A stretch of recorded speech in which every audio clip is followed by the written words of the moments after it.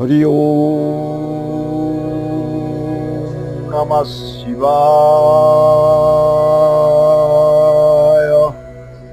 হরি ওম নমঃ শিবায়।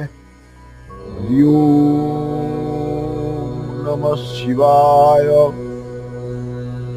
আদ্যা স্তোত্রম। এই আদ্যা স্তোত্রম হচ্ছে আদ্যাপীঠের মহামন্ত্র এবং দীক্ষা মন্ত্র।